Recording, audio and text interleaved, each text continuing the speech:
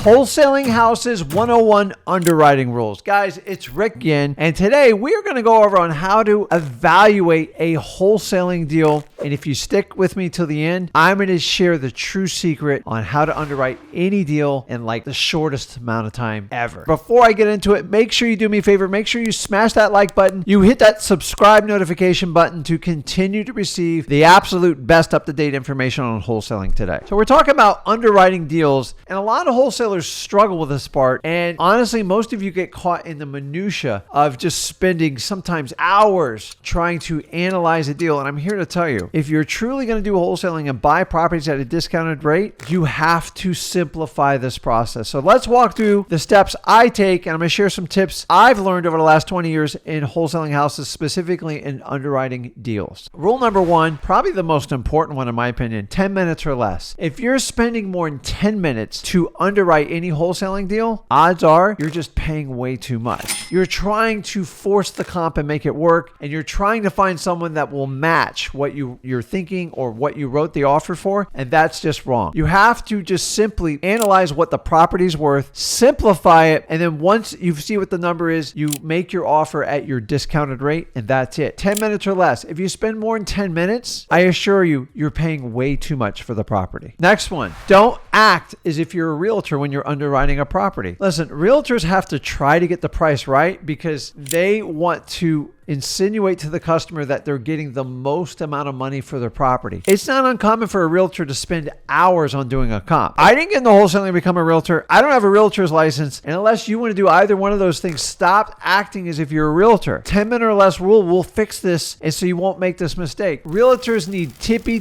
top dollar. Number one, we're not buying it for tippy top dollar. And number two, you're probably not selling it for tippy top dollar because we buy properties with challenges. So why are you spending all your time trying to get the perfect comp? Stop acting as if you're a realtor, and you will eliminate this problem immediately. When underwriting a deal, a simple rule without becoming a realtor is match up apples to apples. What do I mean? If it's a 3-2 in that neighborhood and you're looking at comps in the last 3 to 6 months, that's it. Apples to apples. You can't match up a 3-2 and compare it to a 1-1 and go, well, that one's 1,500 square feet. This one's 900 square feet. I just break down the square footage. It doesn't work. That is a grapefruit and one is a tangerine. You can't match the two up. So only make sure you use comparables of similar size, similar location, and similar dates. That way you can do a true, honest comparison so you get the right comparables in under 10 minutes. This next one's a good one, and I'm here to tell you, we look at a lot of challenging properties. Let's face it, we get some of the properties that just nobody else can sell. If you see something on the property that just bothers you and you know it's really not fixable, maybe it has just a complete flat roof, maybe the house looks like a bunker. Here's the truth. If it bothers you, it's going to bother all your cash buyers, and you have to price it into the property. If the property's out in the sticks in the middle of nowhere and it's like a survival mode house, understand you have to price it accordingly because your cash buyers are going to see the exact same thing you see. And so many of us try to overlook past that. Well, if it didn't have a flat roof, if I elevate it and do all that, listen, that's not apples to apples. Understand, if you want to sell it quickly on a wholesale deal, if it bothers the heck out of you and it's not fixable, you're going to have to price it in because your cash buyer is going to have the same issues and they're going to bring up the same problems. Make sure you price in the issue in the property if it's not fixable, so your cash buyer gets the correct price and you buy it at a level you can actually make a profit at. Next one, stop trying to force a comp. And this is where the 10-minute rule will help you on this. What do I mean by that? Listen, say you look at Trulio, Zillow, and you look at PropStream, and maybe you throw in batch in there, and all of a sudden you have 4 different answers. Take out the high, take out the low, and figure out what the average is, and that's the number. Once you go past 10 minutes, there's no limit. Eventually, you will find a comp to try to support your crazy number you're trying to make an offer. Listen, sometimes deals just don't work, and the idea of doing a comp is to make sure you're buying it at a discounted property. I personally like to use listrei.com. It's very straightforward. Maybe I'll double check against Zillow, maybe Trulio, but that's it. Once you go past 3 services, you're hunting for a comp to justify the offer. Maybe the seller says they won't take anything less than that and you're stuck on it. Give them a shot. Just make an offer that that is understandable to the comps to it. But you can't force this. If you're spending a ton of time and you're looking at 10 or 12 different services to try to justify your comp and you find one, it's going to give you a false sense of hope. And for this reason, do not force a comp, because that's how you lose money or get in big trouble in wholesaling. Okay, Rick, how do I underwrite a property where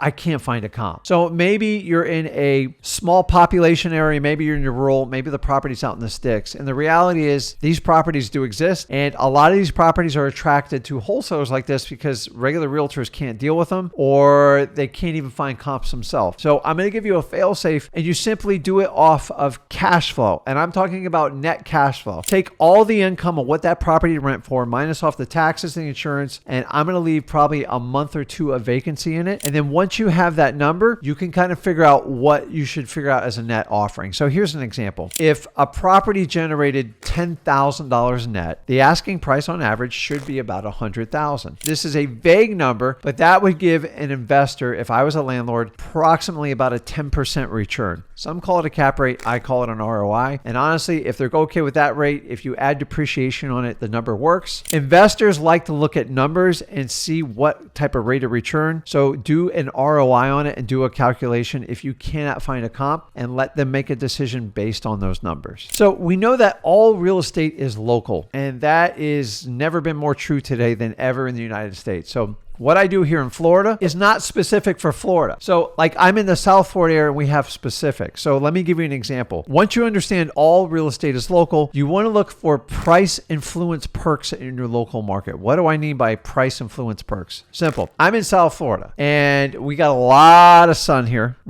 I mean, the sun shines year round here and it's hot. So everybody wants a good insulated house with a good solid AC system. Central air is non-negotiable in Florida. If you don't have it, you're taking a big discount. Number two in the state of Florida is, especially South Florida, is we get some really nasty hurricanes with big winds. And for that reason, people prefer CBS or cement block houses over wood frame houses. Why? They're easier to insure, they get less of a termite issue, and they stand up better to the winds. I know that a CBS house is going to get a premium over a wood frame house all day in the state of Florida. And it's particularly in South Florida. Central AC gets a much needed premium over a unit that has window units. And my God, if you have a pool in Florida, which is kind of standard, you get a huge premium for that. And so these are what we call the local price influence perks, and you've got to know them to your area. Now, if I'm up in like a snow-driven area, the HVAC heating system is going to be much more important. And if I'm out west or anything like that, it's whatever is particular to your area. And once you understand that, you know how to price properties better. And so in South Florida, if I have a wood frame home that has window units and no pool and it's just hot,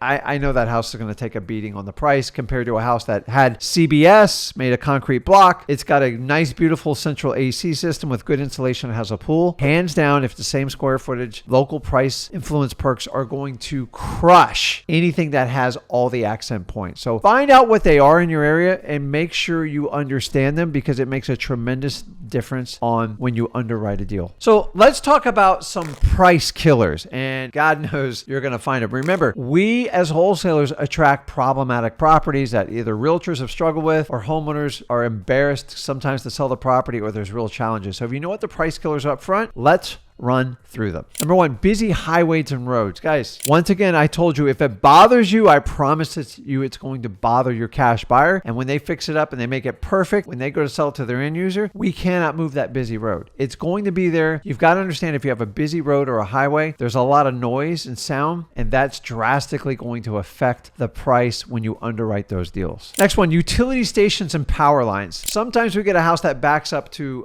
like a power grid box, and this is where the utilities company harness some of the power for that section of the neighborhood, and people don't like it. Who knows what type of like energy is running off it? It makes a lot of buzzing sound when it rains, and people feel like there's radiation or something come off of it. And number two, it's an eyesore. Guys, we cannot move it. We cannot change it. That house is taking a discount no matter who tells you. Don't worry about it. Worry about it, because it bothers you. It's going to bother the cash buyer and definitely going to affect the end user. You've got to price this in your deals. If you have a utility station near or around your house, I'm talking about the big big giant ones, or power lines that are running down in visual sites, it's going to drastically affect the price of that property, and you got to underwrite it in your deals. That also goes for cell towers and antennas. There's a big hot topic about 5G towers and the radiation they put out, and people are very aware of it. And I learned this the hard way. Sometimes you get a property that's backed up to one of these towers with these big wires and it stands straight up. I'm telling you, the property is taking a major discount because most buyers want to avoid that. So understanding it bothers you, it's going to bother everybody else. And who wants to live next to a radio tower if it's emitting tons of radiation and stuff like that? It doesn't mean the house isn't going to sell. It just means you need to be aware of it and price it in your deal, because you cannot overpay for those types of deals. That brings me to the next one, which is rental dominated neighborhoods. Well, Rick, how do I know that? Number one, just do your research, walk around. You can tell when a house is a rental because there's less pride in the ownership. There's always tons of stuff out. The yard looks rough. The doors wind up being stained. And sometimes there's neighborhoods where hedge funds own the whole thing or a corporation owns it. And then you buy the one house because it got beat up by a renter. So you basically have a tired landlord. And then maybe even the hedge fund gave up on that house. And now you're going to try to take that house, give it to a cash buyer. He or she's going to notice it. And the end buyer, like, people don't want to move in a 90-95% rental dominated community and be the single owner there, because the amount of transient and how the property looks is drastically going to affect the value. Make sure you price this in any deals you underwrite in these types of areas. Leads me to the next one, is just high crime areas. Listen, if there's high crime there, you're going to have to price into the property. And until that crime changes or something like that, it's always going to have a drastic effect on the price. This rings true now, and it rang true the first day I started in wholesaling back in 2003. Here's one you can't leave off the list: just ugly homes. Guys, some homes are just brutally ugly, and there's even a coat of paint can only do so much. Like, you could put a little lipstick on it, and a lot of these homes are from what we call self-build. Some people back in especially the 60s, 70s, they just loved to build homes, and they just kind of created it, and there was less permitting back then. There was less restrictions. I've seen homes that are like a round bubble dome. Honestly, they're really hard to sell. Now, it doesn't mean they won't sell, but you have to get a drastic discount because you have to underwrite the deal. And honestly, at the right price, anything will sell. Make sure you're not the person that overpays for that unique house, because it's only unique to that buyer that made it. And you've got to understand, most other people are going to find that home ugly. The only thing that's going to attract them in is on price. And most people wind up turning those into rentals. Make sure if you're buying an ugly home, you price it in, because if it's ugly to you, it's going to be ugly to everybody else, and it's going to affect the price. So I told you I'd share you the last tip to help you on underwriting any deals. And if you go over to freewholesaling.com, me and Zach teach this in grave detail. The method is simply called going for no. We say go for no. Why? Because I don't want to spend 2 hours trying to underwrite a deal. And the reality is, I want to find out what the lowest price is this seller will offer on it. So this technique is simply just basically knowing you're going to get rejected on the first offer to basically harness out of the seller a counter offer. And at the counter offer is where you can actually start negotiating. Guys, go for no. It'll almost solve every one of these problems I've talked about before. But guys, make sure you review this video and understand how to underwrite any wholesaling deal. I find that most wholesalers spend way too much time trying to underwrite their deals. If you spend more time working with your sellers trying to get the best deal possible, you don't have to spend all this time and energy trying to underwrite the perfect deal to make the perfect offer. Go for no. It will solve every one of these problems I discussed earlier in this video. So guys, if you got value from this video, do me a favor. It would help me out a lot if you just smash that like button. Please make sure you hit that subscribe notification button to continue to receive the most up-to-date videos just like this on how to become a great wholesaler. Guys, I appreciate your time. This is Rick Ginn,